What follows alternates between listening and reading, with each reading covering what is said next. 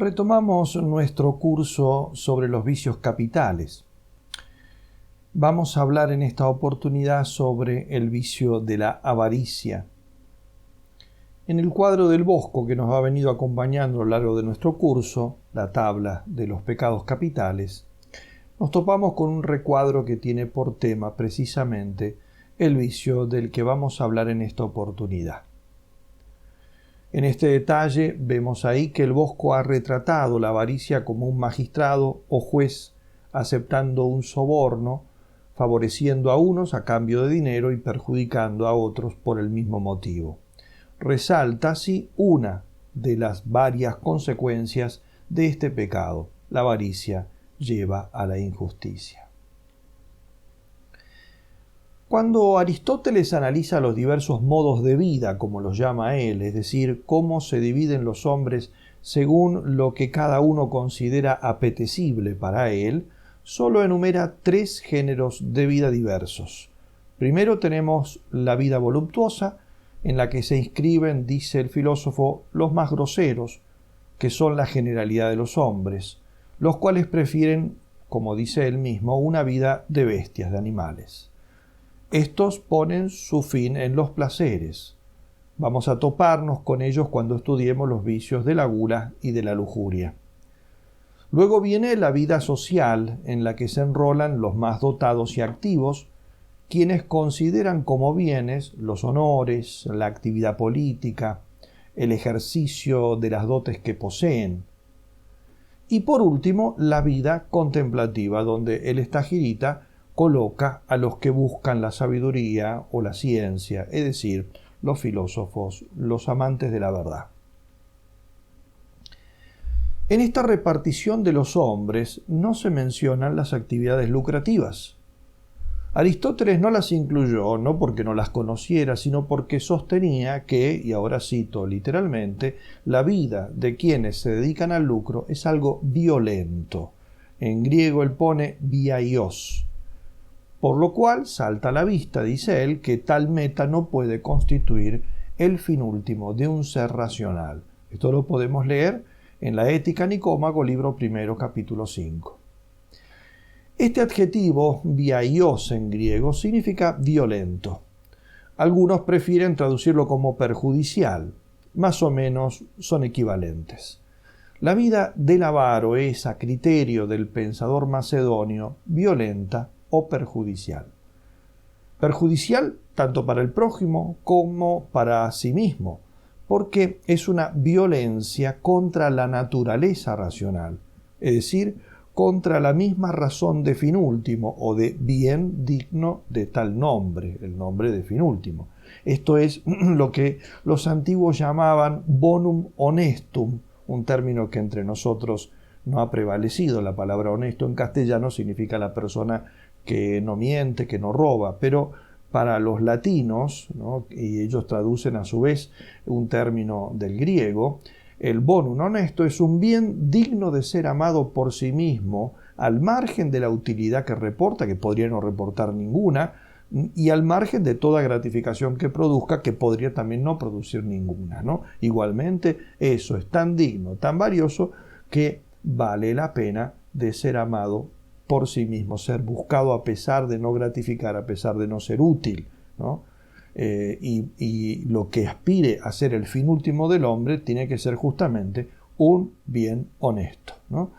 Por lo tanto, lo que aquí nos está diciendo Aristóteles es que considerar que las riquezas pueden llenar el corazón del hombre es algo que violenta la misma razón humana, o al menos contradice el concepto de plena satisfacción humana que tiene que reunir evidentemente aquello en lo cual un ser humano ponga la felicidad humana, ¿no? Pues bien, a pesar de esta perspectiva de Aristóteles, debemos ahora analizar este vicio que el viejo filósofo ni siquiera se dignó enumerar en los estados dignos de vida del hombre y del que dijo que constituía una vida inferior a las bestias, porque este modo de vida es uno de los más taquilleros en nuestro tiempo. Sin duda, los avaros son más desgraciados que los animales, pero también son casi tan numerosos como ellos. La palabra española avaricia es casi una transliteración de la latina avaricia, que significa apasionado deseo de posesión. Algunos autores medievales pensaron que se derivaba de avidus aeris, avaricia, avidus eris o aeris, ávido de bronce, ¿no? En el sentido por uno de los tantos materiales en que se hacían las monedas. Pero el término en realidad puede entenderse en sentido más general, como un deseo inmoderado de cualquier objeto. El deseo ardiente es en realidad un componente de todo vicio, no solamente uno en especial, ya que cualquiera de los vicios capitales que hemos analizado y los que todavía nos toca analizar implica un deseo ardiente de algo. Deseo ardiente de vengarse, la ira, de ser estimado, la vanagloria, de huir de toda dificultad espiritual, la asedia, ¿no? Aquí no tomamos avaricia en este sentido, un sentido por lo tanto común a cualquier vicio, sino en sentido particular, es decir, como una avidez del todo singular, en este caso, avidez por la posesión de dinero. Este es el sentido que tiene una de las palabras con que en griego se designa este vicio, que es filargiria, amor a la plata, filos, amante, argiros, plata, ¿no? Es también el significado que de hecho le da al término avaricia el diccionario de la Real Academia Española, ¿no? Que le reconoce una sola definición. Avaricia, dice, es el afán desmedido de poseer y adquirir riquezas para atesorarlas. En el griego clásico, además de esta palabra, filargiria, se usaron otras palabras para designar este vicio. Por ejemplo, pleonexia, avaricia o codicia, pleón significa mucho, egein, tener mucho, por lo tanto, filocremacia, amor por el dinero, epitumia crematon, deseo de dinero.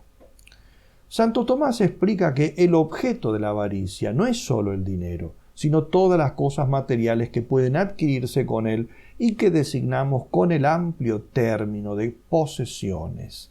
El avaro no solo quiere dinero, sino que quiere campos, casas, automóviles, relojes, joyas, pinturas y todo lo que puede cruzarse por la mente de una persona. Hay en cambio sí otras cosas que también pueden conseguirse con dinero, pero que no son objeto de la avaricia porque ya son objeto de otras pasiones. Por ejemplo, los honores, puedo pagar para que me honren, los puestos, la alabanza, los manjares, los placeres sexuales. Estos son objeto de otros de los vicios y por lo tanto entonces ya están bien asegurados por otras pasiones. Aquí se trata por lo tanto entonces de posesión más bien de cosas exteriores al hombre.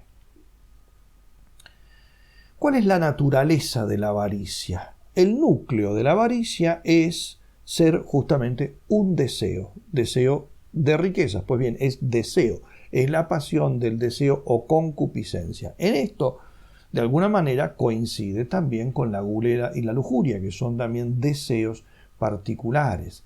Pero a diferencia de la gula y la lujuria, la avaricia es a menudo un deseo, como decía Adler, agresivo. Coloca Adler a la avaricia entre los rasgos de hecho agresivos del carácter y en esto la relaciona más con la envidia, ¿no?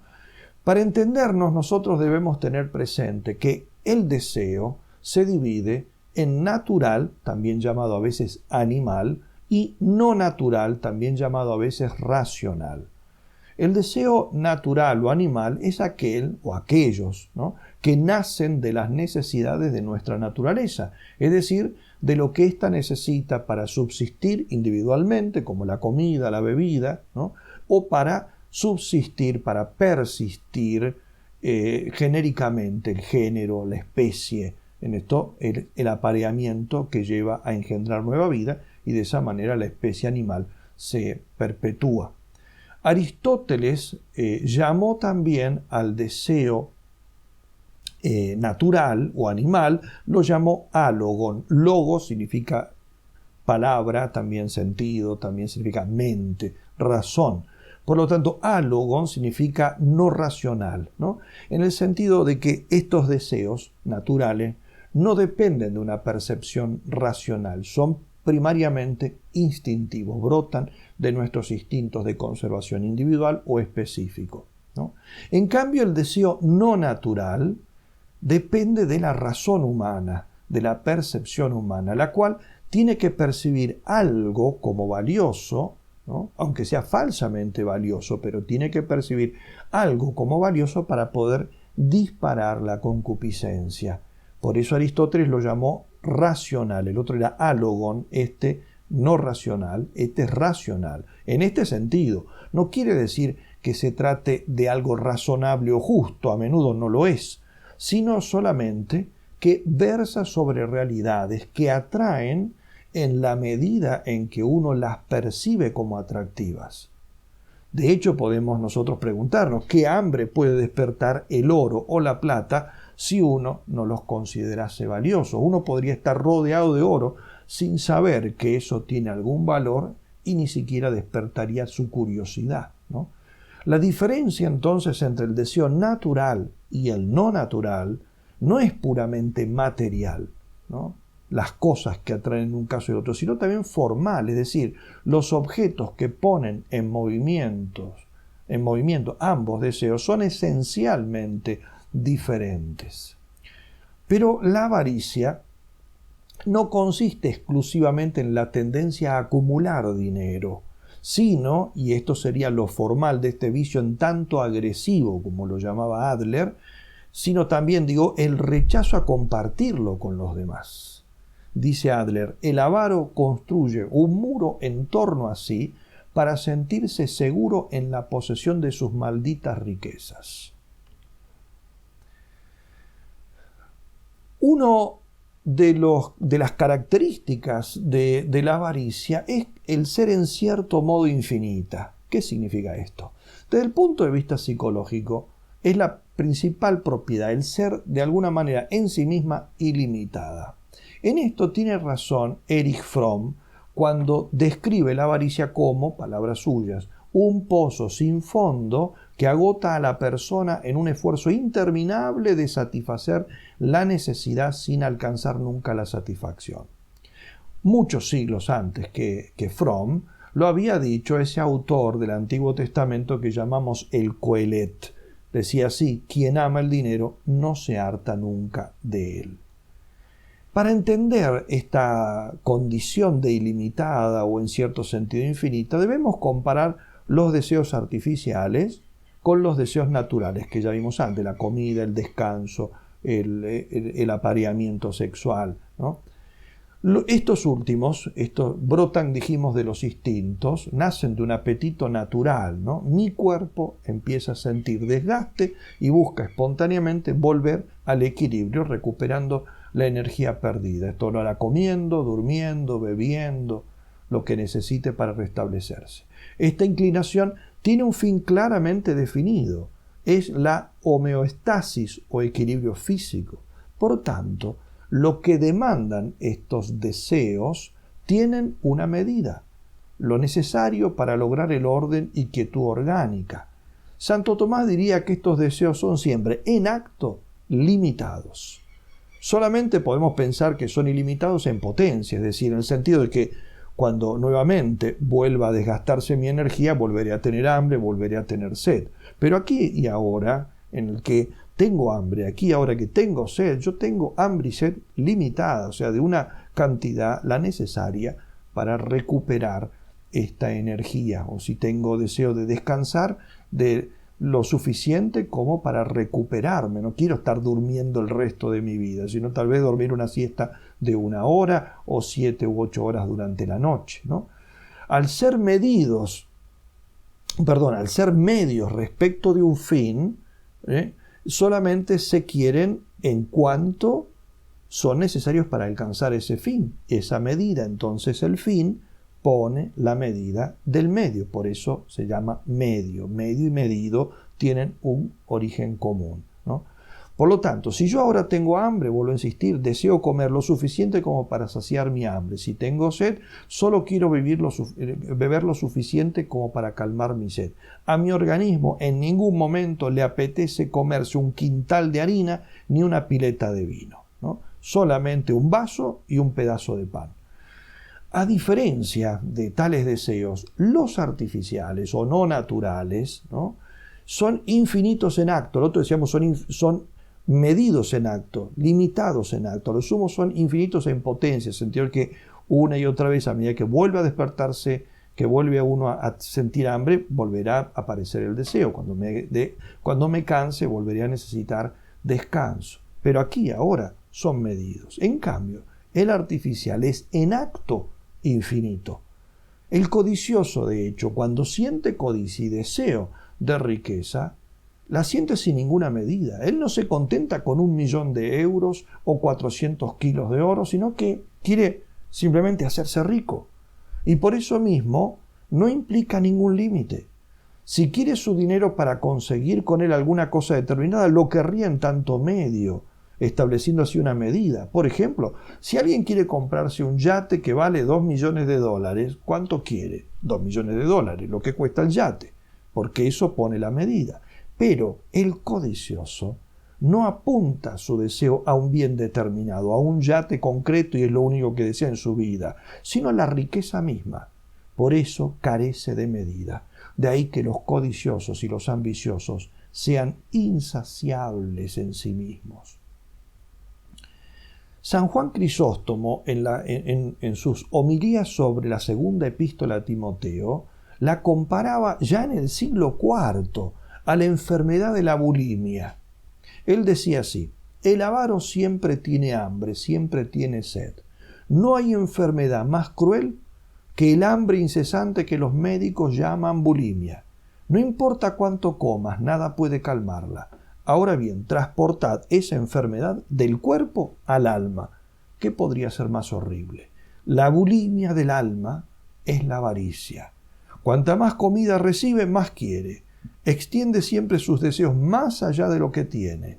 No hay suficiente riqueza en el mundo para llenar el hambre de la avaricia. San Juan Crisóstomo. Y San Gregorio, que es un par de siglos posterior a él, le equiparaba a la inextinguible sed del hidrópico, siempre ávido de bebida, pero más ansioso a medida que más bebe, ¿no? Esto es indudable. Si nosotros conocemos un avaro, un codicioso, esto está allí plasmado tal cual, ¿no? Sin embargo, esta enfermedad, lamentablemente, es una de las que más seguidores voluntarios, porque uno como que de alguna manera se proyecta realizar este vicio en su propia vida, porque nuestro tiempo es un tiempo economicista, consumista y capitalista hasta los tuétanos, lo cual significa que los miembros de nuestra sociedad, ellos mismos se vuelven cada vez más codiciosos y avaros, a pesar de que siempre ha sido considerado este vicio casi como una suerte de enfermedad del alma, así se puede decir, exagerando un poquito este término. Estas características contrapuestas entonces de los deseos naturales y los deseos artificiales explican por qué el deseo natural, una vez alcanzado, el hambre, una vez satisfecha, ¿no? La sed, una vez satisfecha, alcanzado su objeto cesa y da lugar al descanso y al gozo en el bien antes ansiado. El cumplimiento produce paz en el apetito natural. En cambio, la satisfacción del deseo artificial no produce más que una fugaz de tensión, que es momentáneo, que es temporal, ¿no? Y el motivo de esto radica en que este deseo, como ya dije, no depende de una necesidad natural, sino de la consideración artificial de la razón, que ha puesto un valor en algo que no lo tiene en sí mismo. Por eso, el bien deseado en el deseo racional o no natural no tiene en sí ninguna aptitud natural o intrínseca para calmar el deseo humano. El oro no tiene ninguna capacidad para calmar los deseos del hombre. El dinero, un pedazo de papel, no tiene ninguna capacidad en sí misma como si tiene un pedazo de pan de saciar el hambre o un vaso de agua de calmar la sed del hombre, ¿no? Acá la capacidad gratificante que puede tener un pedazo de oro, un anillo, un collar o un billete, es una capacidad que ha proyectado la razón sobre ese bien, pero este bien no la posee intrínsecamente. Se entiende entonces por qué un buen plato de comida sacia el hambre. En cambio, para que una muñeca pueda producir la felicidad de una niña o un fajo de billetes haga dichoso a un avaro, es necesario que la niña considere que será feliz cuando tenga su muñeca y que el avaro se persuada de que un fajo de billetes o un reloj de oro calmará su sed de gozo. Pero lo que suele suceder es que la niña, 10 minutos después de que le regalaron la muñeca, ya quiere otra. Y el avaro, después de que recibió el dinero y lo metió debajo del colchón, ya quiere más y sale a buscar más dinero, ¿no? Porque en estos casos, en realidad, la razón les ha jugado una mala pasada, haciéndoles confundir sus verdaderos deseos, porque hay en el fondo algún verdadero deseo, con los objetos artificiales en los que la razón ha cargado, ha proyectado esa necesidad. La niña, en realidad, ¿qué tiene necesidad? Tiene necesidad de dar y recibir cariño y de jugar. No tiene necesidad concretamente de una muñeca, ¿no? La muñeca, solamente es un posible bien útil, apto parcialmente para producir el gozo del juego y de la expansión de los afectos, que es la verdadera necesidad natural. Lo mismo el caso del avaro. Tiene necesidades naturales, la comida, bebida, cobijo, protección, para obtener las cuales el dinero es un instrumento apto hasta cierto punto. Pero no tiene necesidad propiamente del dinero, sino de lo que el dinero le puede conseguir. De ahí que al pasar su deseo del bien necesario al bien útil, ¿no?, en el cual lo está proyectando, confunda el medio con el fin y haga un fin de ese medio, quedando a merced de algo que solo puede ejercer un efecto satisfactorio dentro de su imaginación. Pero la imaginación sigue actuando permanentemente en el hombre, por eso inmediatamente se vuelve a activar y vuelve a surgir, y por eso ese deseo es insaciable, es infinito, no solo en potencia como los naturales, sino incluso también en acto, como hemos dicho. Al punto tal de que podemos hasta considerar, como lo han hecho algunos autores, que la avaricia es en cierto sentido hasta enfermiza. Fromm, en su obra Ser o Tener, recuerda que Freud mismo consideró al avaro, es decir, a la persona, esta es la definición que da Freud, la persona cuyas energías vitales están dirigidas principalmente a tener, ahorrar y acumular dinero y cosas materiales, a esta persona la definió Freud como mentalmente enferma. Son palabras suyas. Y también son palabras suyas cuando dice que persona que no ha alcanzado la madurez. Es decir, también término de Freud, persona neurótica. El avaro para Freud era un neurótico. Y del mismo modo juzgaba que la sociedad en la que abundan los avaros es una sociedad enferma. Yo no sé si todos los avaros modernos, que son la mayoría de ellos admiradores de Freud, saben esto, ¿no? La razón es que para Freud la tendencia a la posesión es una etapa del desarrollo humano anterior a la madurez, y el estancarse en ella, como ocurre en el avaro, implica un rasgo patológico.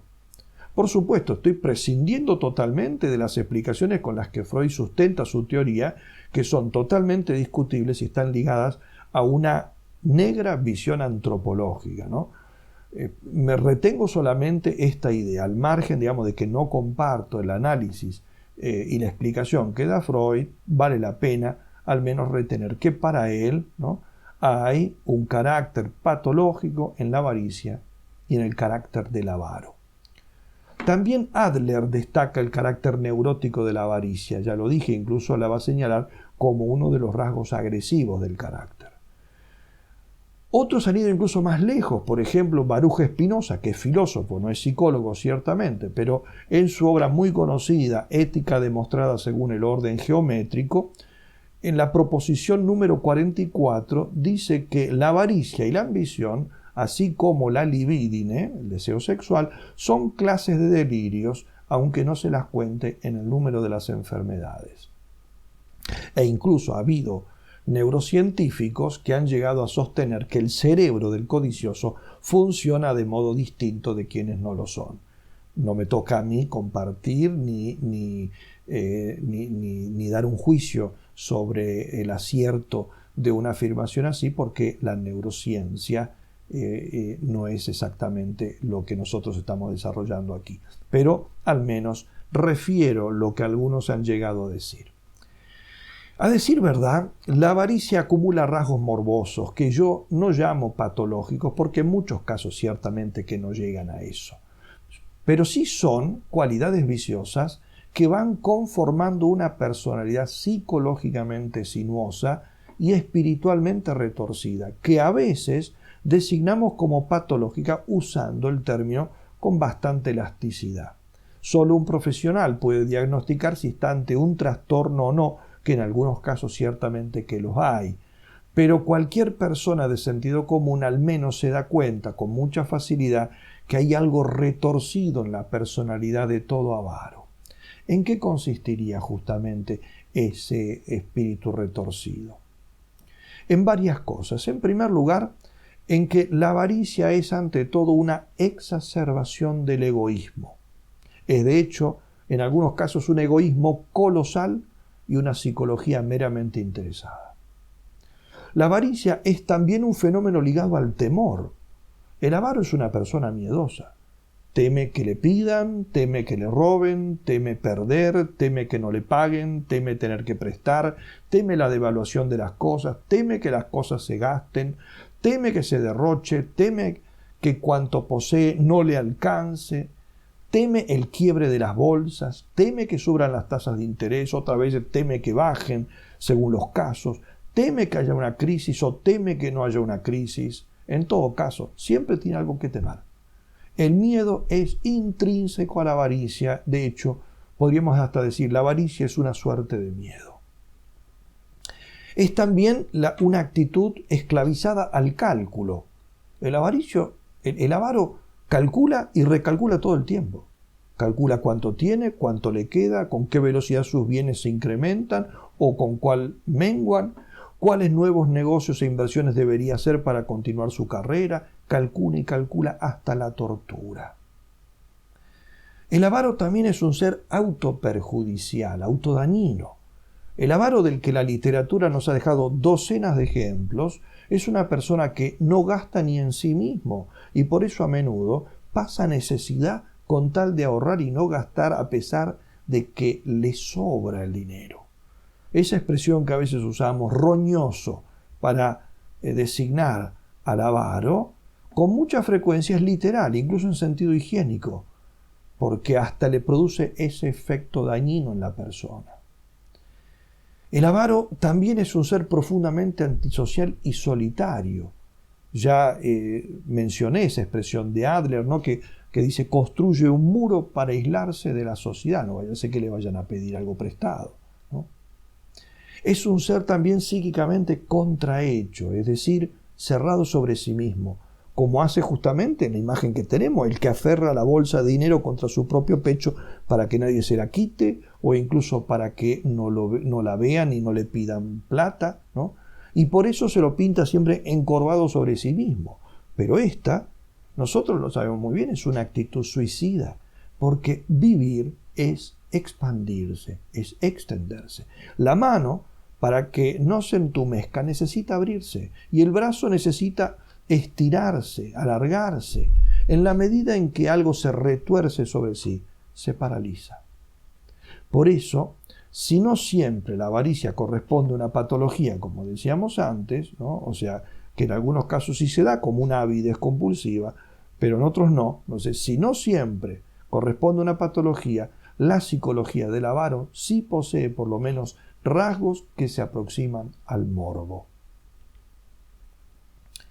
¿Y cuál es su causa o sus causas? Podemos hablar tanto de causas remotas como de causas próximas. La causa remota de este vicio está en la misma naturaleza humana, en el sentido de que todo animal experimenta necesidades naturales. Es lo que llamamos justamente el apetito concupiscible. Para lograr los bienes naturales que necesita el hombre, comida, cobijo, bebida, etc., el ingenio humano establece después ciertos bienes artificiales de intercambio, el dinero, el oro, la sal, todo cuanto pueda servir de puente para comerciar los bienes necesarios para el hombre, ¿no? El avaro lo que pasa es que termina justamente exacerbando estos deseos, como dije antes, también los traslada el centro de atención de lo que es un mero medio, termina haciéndolo una cosa como focalizada Y su atención entonces se centra sobre los bienes artificiales, como sería semejante a uno que tiene que cruzar un puente para ir a la otra orilla, pero se entusiasma tanto con el puente que se queda a vivir en el puente y construye puentes sobre el mismo puente y así hasta el infinito. Se atiborra de puentes, jamás llega a la otra orilla. O sea, es una persona que se ha frustrado en medio del río, ¿no? Esto es posible a causa de la razón o imaginación que carga de valor algo que no sacia de modo inmediato ningún apetito, como el personaje del ejemplo que estoy poniendo, que le hace ver tan valioso el puente que lo frena para siempre en él. De este modo, entonces, la causa remota, entonces dijimos, son esas necesidades naturales, pero la causa próxima de la avaricia es la razón y sobre todo la cogitativa, que valora deformemente la realidad, fabricando necesidades artificiales donde no las hay o exacerbando las necesidades que quizá están presentes hasta cierta medida, ¿no? Podemos pensar entonces en el serio problema que tenemos en nuestra sociedad porque está totalmente sometida a la técnica publicitaria y propagandística, la cual no tiene otra razón de ser que fabricar necesidades no naturales, justamente las que son objeto de este vicio que estamos analizando. Nuestra sociedad fomenta a las personas para que experimenten constantemente deseos y avidez artificial, o sea, codicia, con todas las consecuencias que esto tiene sobre nuestra psicología social. ¿Cuáles son los efectos y las consecuencias?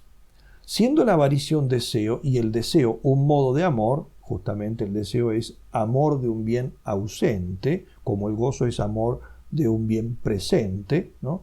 La avaricia entonces tiene efectos comunes con todo amor y con todo deseo. Por lo tanto, entonces, entre sus efectos podemos señalar la unión tendencial hace tender a la unión real con el bien ansiado. El avaro quiere sí o sí tener y poseer realmente su dinero. Si fuera posible para él, lo acariciaría todo el tiempo y nadaría en él. En segundo lugar, el éxtasis, es decir, el salir de sí para atender hacia lo amado y deseado.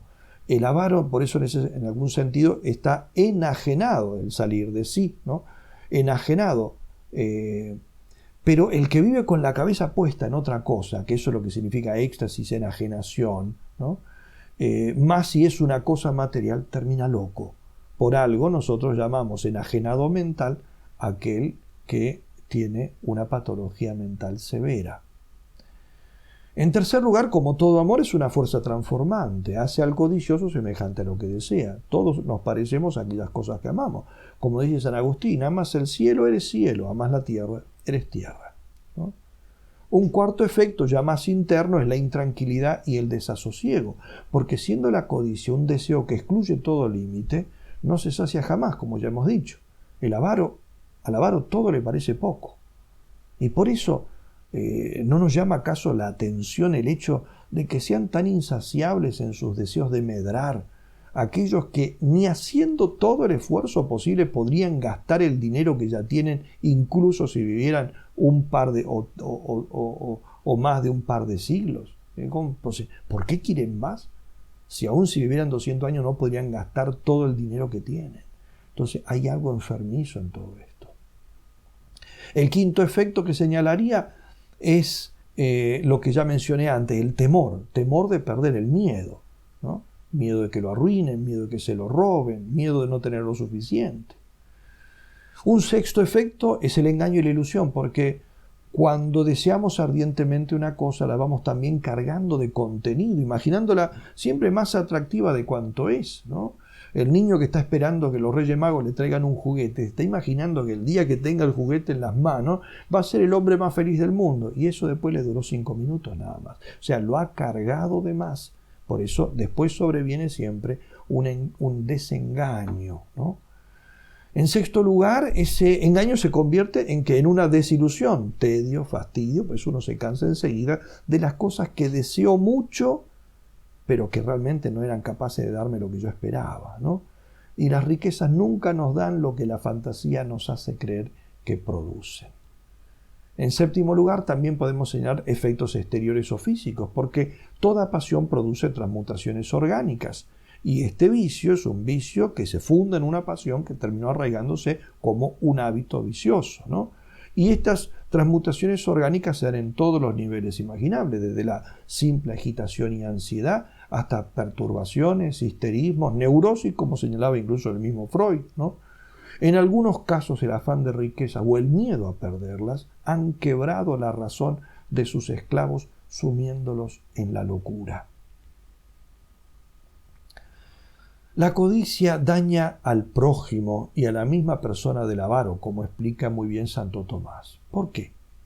Porque el desenfreno en los bienes exteriores tiene como dos caras.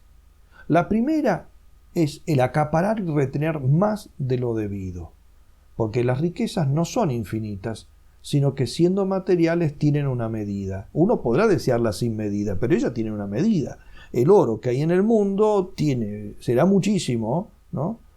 Pero ciertamente tiene una medida. Por lo cual, si uno tiene más, el otro tiene menos. Es como una sábana que no es demasiado larga. Si uno tira de más, el otro se queda destapado. Por eso, dice Santo Tomás, uno no puede nadar en la abundancia sin que otro pase algo de necesidad. De ahí que cuando alguien acumula riquezas en mayor grado de que lo necesita, sea para sí, sea para mantener el estatus de la clase social a la que pertenece, se comete una injusticia con los que deja en la necesidad. De ahí ese dicho tan conocido que dice que detrás de cada gran fortuna hay una gran injusticia. Quizá esto no sea cierto en todos los casos y una gran exageración afirmarlo como algo universal, pero en muchísimos casos, quizá incluso hasta en la mayoría, es una gran verdad. La segunda cara de la avaricia es que importa un afecto inmoderado a las riquezas que desea el avaro gozar desmedidamente. En este sentido implica una descomposición afectiva en la psicología y hasta en la espiritualidad del avaro. Esta compulsión a poseer y retener se opone a la liberalidad, desprendimiento o generosidad, que son virtudes por las que el hombre usa rectamente de los bienes materiales y virtudes, por lo tanto, necesarias a él. Por lo tanto, al no tener esas virtudes que son necesarias para el equilibrio y la perfección de la persona, produce también un detrimento en él. Por lo tanto, un detrimento al prójimo, detrimento a la misma persona del avaro. Se dice a menudo que la avaricia es una suerte de idolatría, ¿no? Y hay mucha razón en esto. Sin duda, la omnipotencia que parece tener el dinero cuando se acumula en fortunas descomunales lo convierte para algunas personas en fascinante. Tal omnipotencia es solo aparente, pues las cosas más importantes el dinero no las puede dar. Jesucristo lo ha dicho: ¿quién puede, por más que se preocupe, añadir un solo codo a la medida de su vida? Es decir, ni siquiera me puede dar un minuto más de vida del que yo ya tengo. Por lo tanto, lo más importante no me lo puede dar. Todo el oro del mundo puede darle al rico poderoso médicos, pero no salud. Mujeres, pero no amor. Una buena cama, pero no un sueño apacible. Guardias, pero no tranquilidad. Un lugar entre los honestos, pero no honestidad. La avaricia es sin duda uno de los vicios que más ateiza al hombre, ¿no? Porque la omnipotencia que el avaro atribuye al dinero, a veces lo hace explícitamente, otras solo de modo implícito, lo hace singularmente incapaz de adorar al Dios verdadero. Porque no puede haber dos omnipotentes. De ahí que nuestro Señor dijera categóricamente que no se puede servir a dos señores, no se puede servir a Dios y al dinero, como leemos en el Sermón de la Montaña, Mateo capítulo 6, versículo 24. Notemos dos cosas en esta sentencia de Jesucristo. Primero, Jesús habla de Kyrioi, señores, amos, soberanos, ¿no? No puede haber dos Kyrioi, dos señores. Tanto Dios como el dinero, que Jesús usa la palabra aramea mamona, que significa tesoro, dinero, ¿no? Los dos, Dios y el dinero, son calificados del mismo modo, como Kyrios cada uno, Kyrioi los dos, ¿no? Dios es Dios realmente, Él es Kyrios realmente. El dinero es Dios en la apreciación de aquel que lo sirve, del avaro, del codicioso, ¿no? Por eso, podríamos traducir esta frase diciendo: no podéis servir a dos dioses, porque en definitiva es eso, al considerarlo como señores a los dos, está considerando como dioses, tanto al Dios verdadero como a las riquezas. Segunda cosa que observo en esta frase de Jesucristo, usa el verbo douleiwein, que significa esclavizarse, venderse o darse como esclavo. Doulos es el esclavo, douleiwein es el ser esclavo, esclavizarse. Por eso podríamos traducirlo como adorar. No podréis esclavizaros, es decir, no podéis adorar. Por tanto, está diciendo, no podéis adorar a dos dioses. Ese es el sentido que tiene la frase. Y con esto Jesucristo lo que está diciendo es que tanto el que adora a Dios hace un acto de adoración a Dios, y el que ama el dinero hace un acto de adoración al dinero como a un Dios. Equipara las dos cosas. Por lo tanto, el amor a las riquezas, cuando se da como vicio de la avaricia, tiene algo de idolatría. El dinero, más que cualquier otra cosa, se presenta a la psicología humana como una alternativa divina al verdadero Dios y exige una relación de sumisión propia de Dios. El hombre codicioso, al poner su confianza en el poder omnipotente del dinero, hace un acto formalmente idolátrico.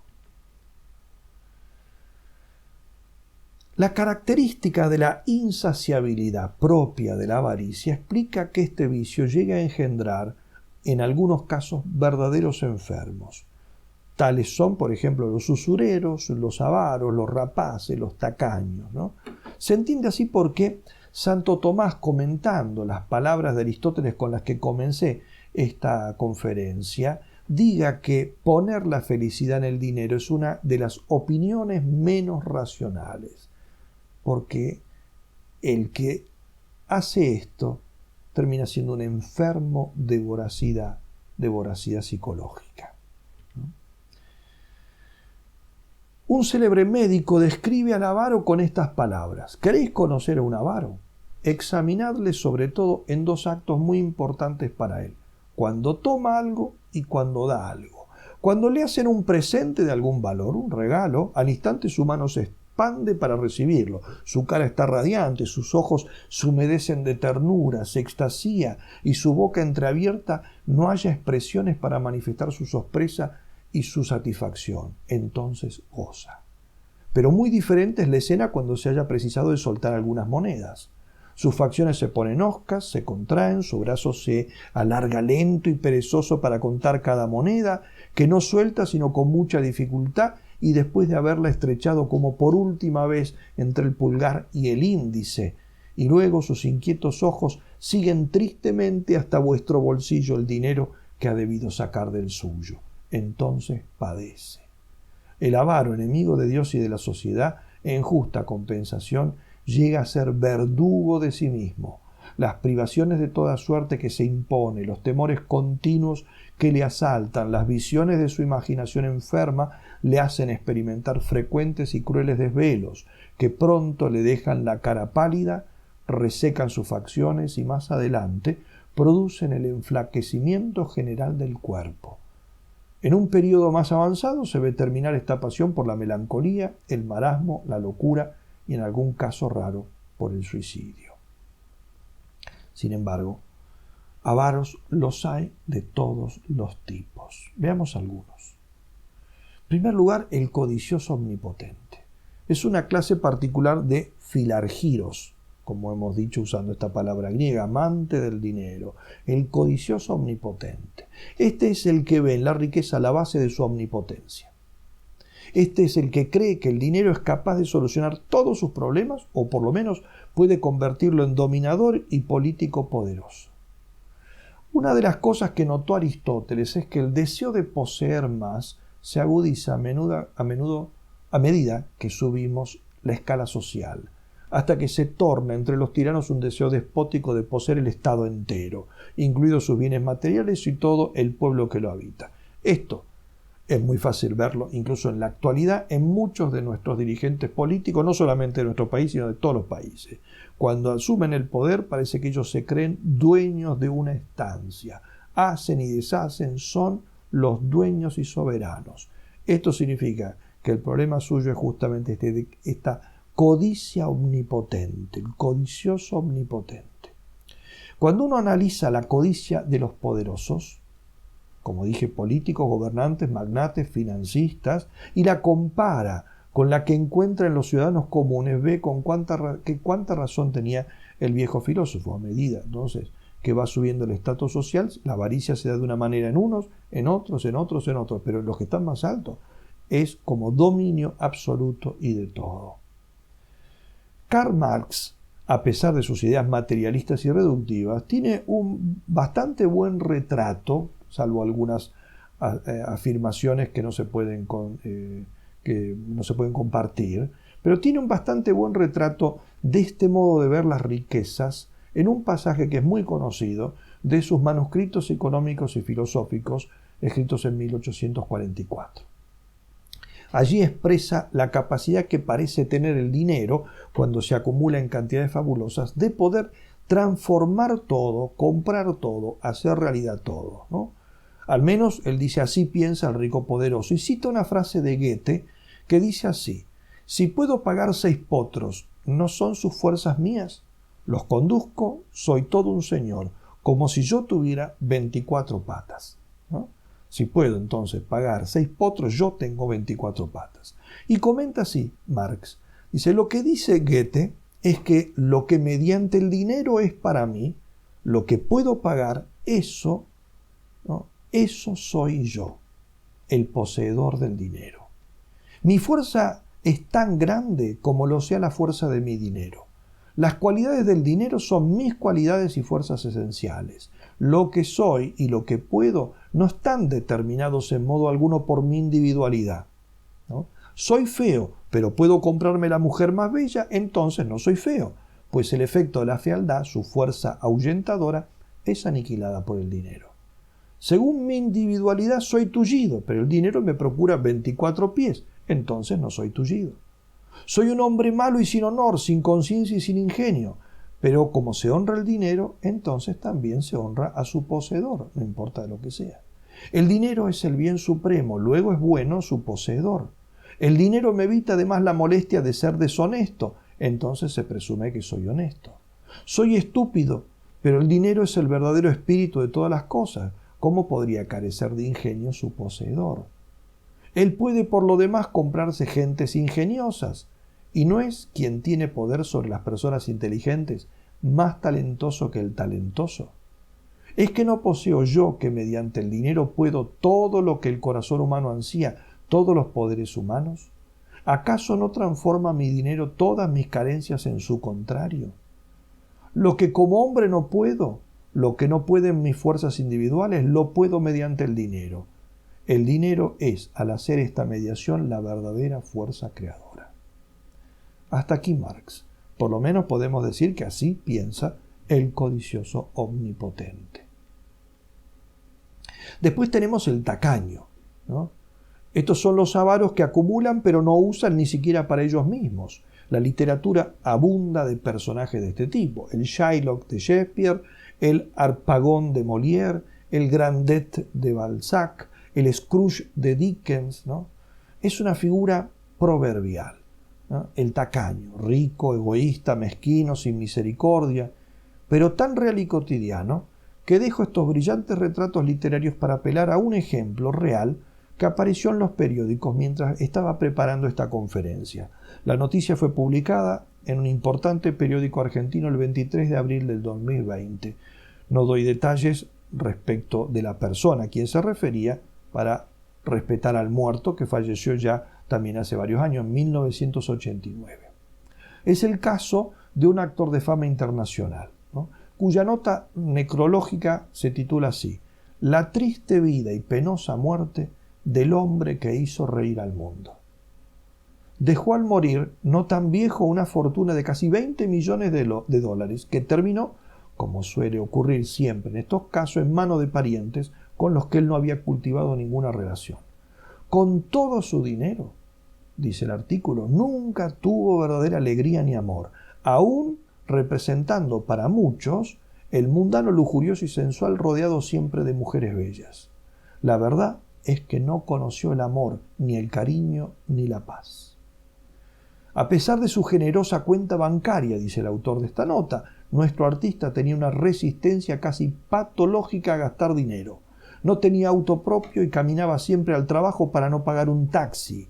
No reemplazaba sus trajes hasta que comenzaban a ajarse y reparaba sus propios zapatos con tal de no tener que comprarse otros nuevos. Ni siquiera era dueño de la vivienda que habitaba y el único gusto que se permitía era viajar cada tanto a Marsella, en Francia, donde elegía alojarse en hospedajes baratos y moverse de un lado a otro en colectivo.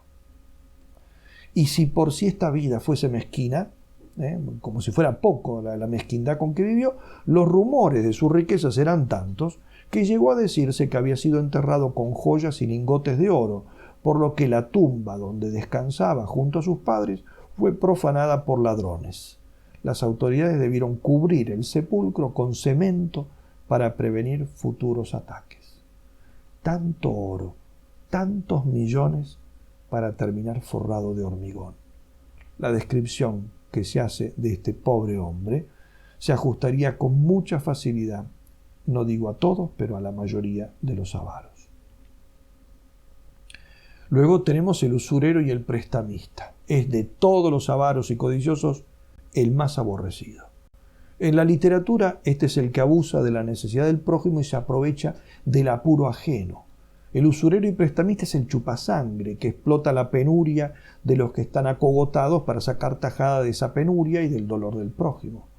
La obra de Dostoyevski, Crimen y Castigo, como sabrán si la han leído, gira en torno a los tormentos de conciencia del joven Raskolnikov, quien ha asesinado a hachazos a una vieja usurera. El crimen es abominable, pero la imagen que el muchacho traza de la vieja para tratar de tranquilizar su conciencia no es del todo falsa, ¿no?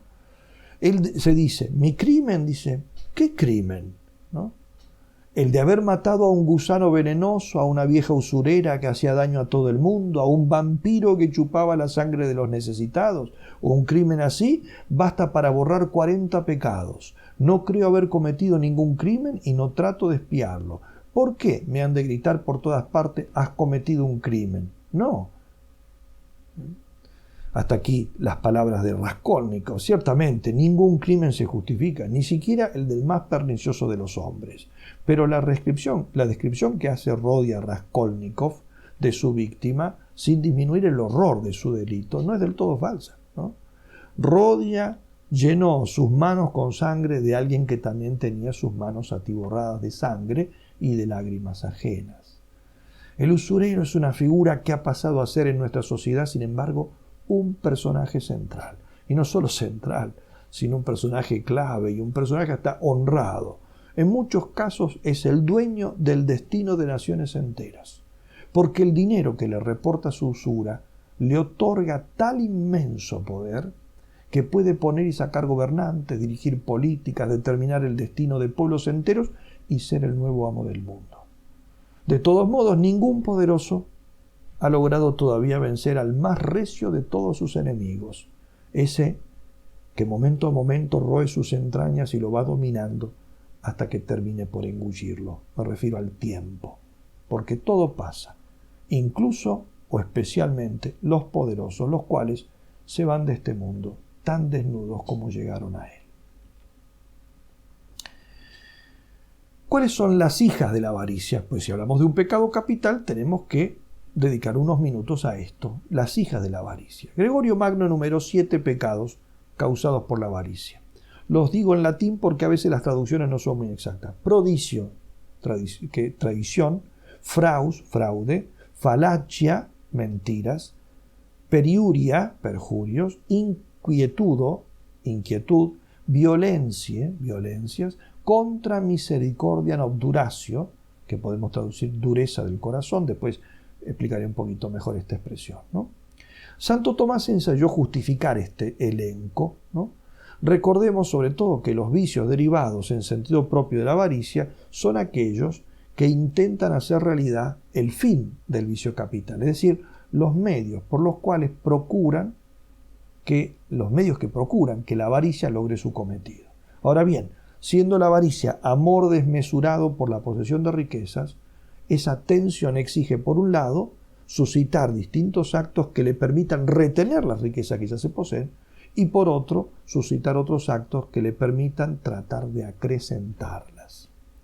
En orden a retenerlas, la codicia empuja al avaro primeramente a tener un corazón suficientemente duro como para no ablandarse frente a la miseria ajena ni ayudar a los pobres. Ahí tenemos el primer vicio.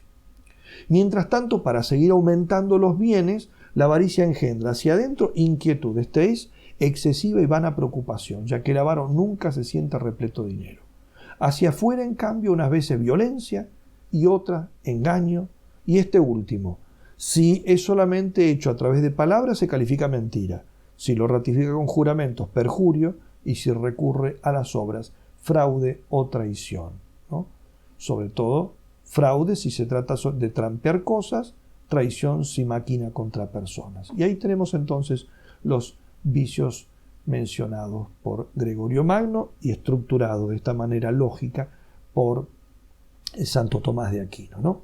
Algunos de estos vicios que he mencionado, por ejemplo, la mentira, el fraude, el perjurio, no necesitan ninguna aclaración psicológico-moral. Pero de los otros que mencioné se puede decir un par de consideraciones interesantes. En particular, quiero hacerlo de tres, muy brevemente, de la inquietud, de la violencia y de la dureza de corazón. Veamos. Primero, la inquietud. Nos quedaríamos cortos si nosotros traducimos la palabra que Gregorio y Tomás ponen en latín inquietudo como inquietud simplemente, o como sinónimos de desasosiego, intranquilidad y ansiedad. Estas cosas son más bien consecuencias psíquicas de la avaricia, ¿no? Por eso ya las hemos mencionado cuando hablamos eso, de los efectos que tiene. En realidad, por eso, lo que aquí Santo Tomás llama inquietudo es otra cosa distinta, o algo más que un mero desasosiego. Vendría a ser la preocupación por generar constantemente más ganancias y por impedir que mengüen las que se poseen. Por eso, una traducción más precisa sería, por ejemplo, comezón por lucrar. Ese sería el nombre de este vicio. Comezón por lucrar. Es la actitud pecaminosa que hace trabajar la mente del codicioso como una máquina de planear la multiplicación artificial e indefinida del dinero y la explotación del prójimo en beneficio del lucro. O sea, convierte, ¿no?, al avaro en una máquina de fabricar injusticias y de fastidiar al prójimo. Es, por ejemplo, lo que está detrás de todo el sistema financiero moderno, esencialmente usurario, que fue denunciado por Pío XI en la encíclica Quadragésimo Anno como imperialismo internacional del dinero. Esta ambición de lucro ha llevado a explotar al prójimo, a especular con la sangre y el sufrimiento de los pobres, a asolar países y razas enteras.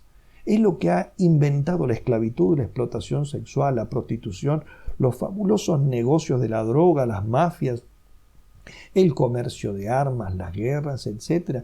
Y tantas otras cosas más que una muchas veces dice, ¿de dónde tienen tanto ingenio para inventarse estas cosas? Llámenla bicicleta financiera, esto, aquello, todo.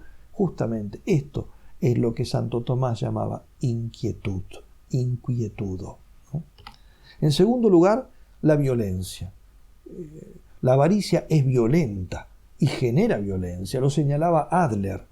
Es muy difícil acumular dinero en cantidades colosales, como pretenden los codiciosos, y luego retenerlo y evitar que otros se lo quiten sin violencia.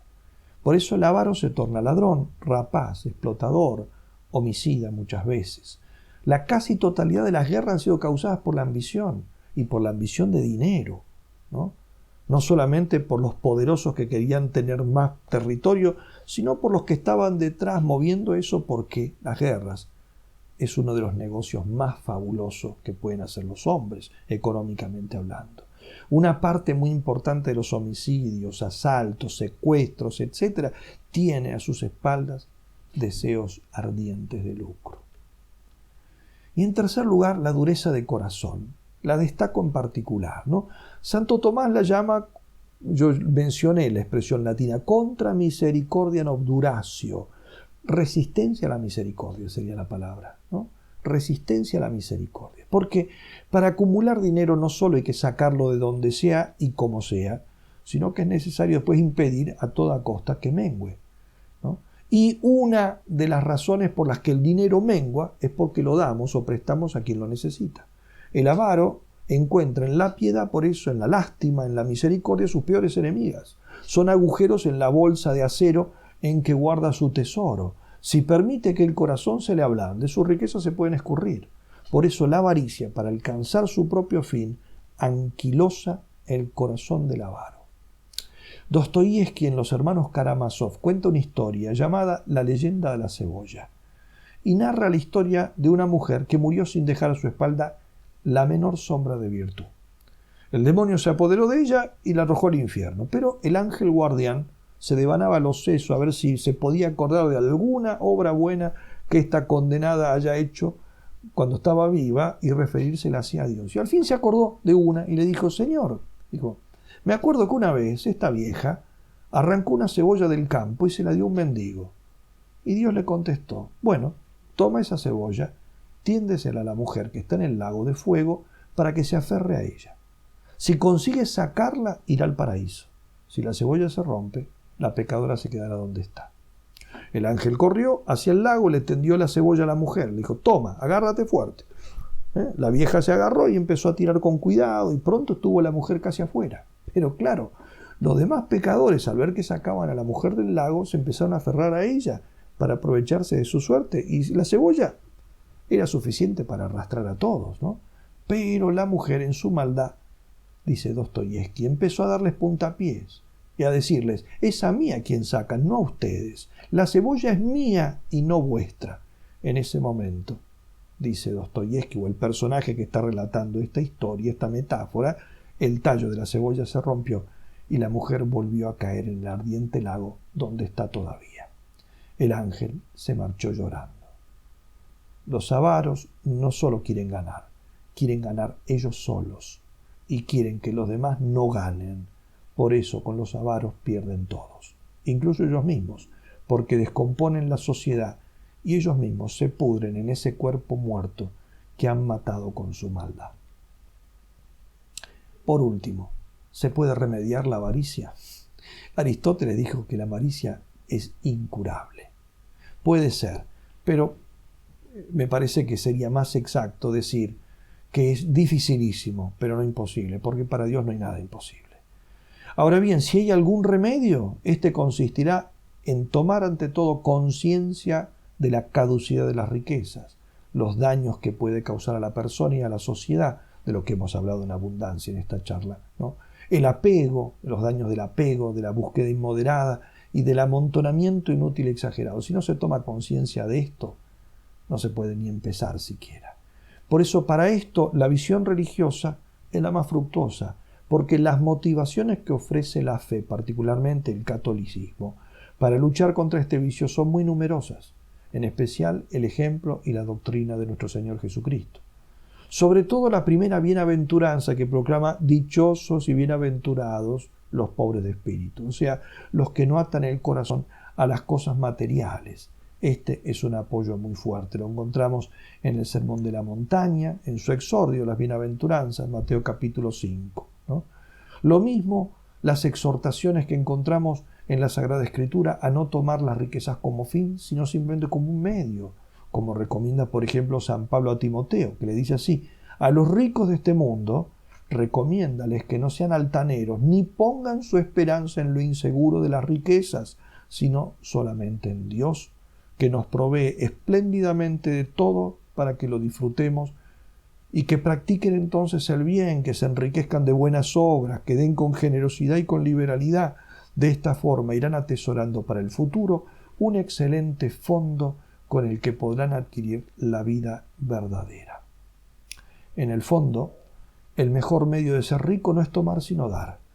Y esto no lo quiero decir con alguna frase bíblica para que no piense alguno que solamente el que tiene fe puede solucionar esto, sino con la frase de un pagano romano que fue Séneca, el cual dijo esto, o dejó escrito esto: si me preguntas qué medio tendrás para que las riquezas sean tuyas, te responderé que darlas. Porque mientras uno las conserva, solo tienen el nombre mezquino de casas, campos, dineros. Pero cuando das estas cosas, adquieren el ilustre nombre de beneficios, ¿no? Y completamos el pensamiento de este insigne moralista romano: si solo son cosas, están destinadas a podrirse. Si pasan a ser beneficios porque la hemos dado, te van a acompañar a la eternidad. Hasta la próxima clase.